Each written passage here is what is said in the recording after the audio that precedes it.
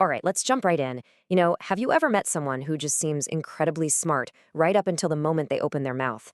Well, today we're going to break down 8 habits that trick our brains into feeling intelligent, when really they're just holding us back. I mean, this quote just hits the nail on the head, doesn't it? So much of what people do to look smart is actually a dead giveaway that they're feeling pretty insecure on the inside. And this points to a huge psychological trap, what we can call the smartness illusion. It's this deep, deep desire we all have to appear sharp and capable, which ironically is the very thing that can stop us from actually getting any smarter. And here's the thing about our brains. They're kind of lazy. They would much rather get that quick, easy hit of feeling smart than do the slow, often difficult work of actual learning and growth. And that little shortcut leads us straight into adopting habits that might feel good, but in the long run, they just expose our insecurities. So let's get specific.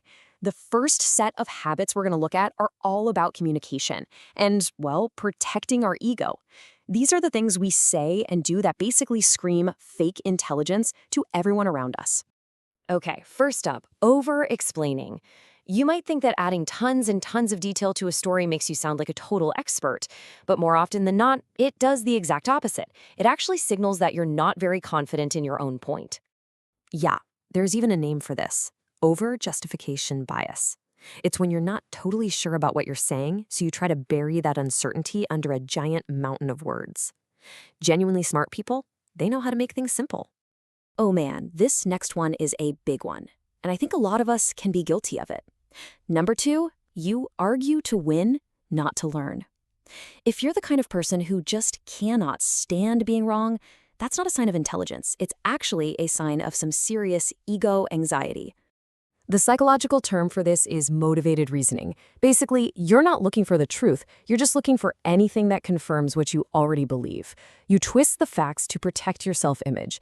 And yeah, you might feel like you won the argument, but what you're really doing is trapping yourself inside your own biases. And then there's number 3, the habit of constantly correcting other people's tiny mistakes. A small grammar error, a mispronounced word, some trivial fact.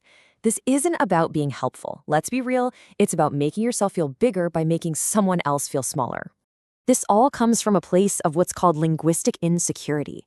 It's this need to grab back a little bit of power because deep down, you're feeling small. Truly smart people share knowledge to lift others up, not to use it as a weapon. Next up, habit number 4, hiding behind big, fancy, complicated words. You know what I'm talking about. Using a super complex vocabulary isn't a sign of intellect. It's a huge red flag. It's just an attempt to confuse people and cover up a lack of real substance. And hey, don't just take my word for it. A Princeton study actually found that when people deliberately use complicated language, others perceive them as less intelligent. So the takeaway here is simple. Clarity is king. If you really know your stuff, you can explain it in a way anyone can understand.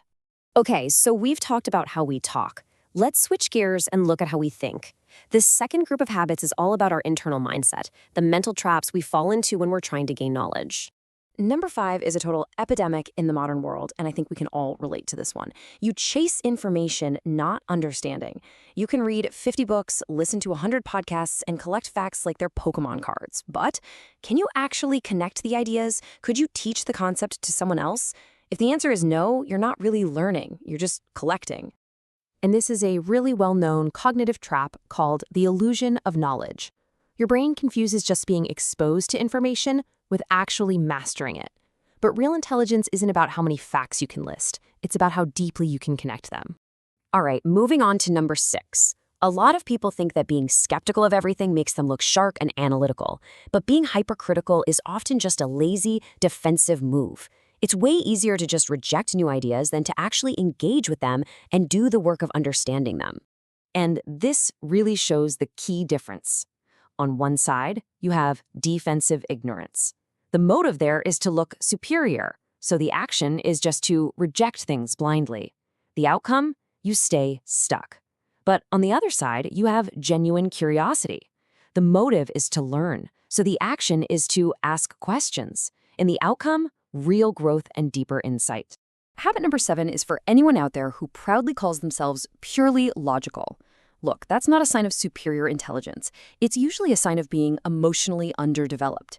Thinking that feelings are a weakness is a fundamental misunderstanding of how we're wired. In fact, neuroscience makes it really clear that logic and emotion aren't enemies fighting in your brain. They're partners. They cooperate to help you make sense of the world. People who try to suppress their emotions all the time actually end up making worse decisions, not better ones. And finally, our 8th habit, believing that knowing about something is the same as truly understanding it. You can know everything about nutrition and still eat junk food. You can know all the business theories and never start a company. Knowledge is just the map. It's completely useless until you actually take the journey. So after going through all these traps and bad habits, the big question is, what do we do instead? How do we actually get on the path to real, genuine intelligence? Well, the good news is the solution isn't some big, complicated secret. It really boils down to these 3 things. First, stay curious. Always be open to learning something new. Second, stay humble. Accept that you don't know everything, and that's okay. And third, and this is the tough one, be brutally honest with yourself about where your knowledge gaps are. And really, it all comes down to this. Real intelligence is not a performance. It's not about impressing people. The second you let go of that exhausting need to look smart is the very second you open yourself up to actually becoming it.